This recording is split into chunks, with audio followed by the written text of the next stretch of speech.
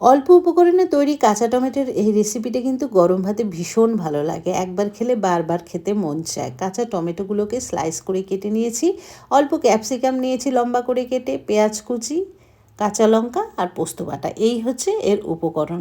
কড়াইতে সামান্য তেল দিয়ে একটু কালো জিরে সোমবারে দিয়েই পেঁয়াজ কুচিগুলোকে ছেড়ে দিয়েছি।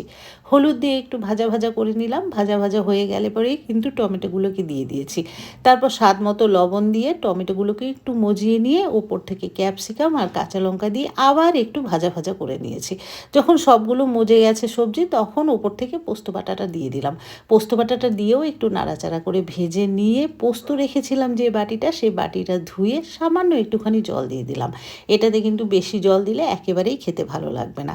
তারপর সব সবজিগুলো যখন একদম মজে গেছে, বেশ ভালো মাখা মাখা হয়ে গেছে, তখন ওপর থেকে একটুখানি চিনি দিয়ে দিলাম নিজেদের স্বাদ মতো।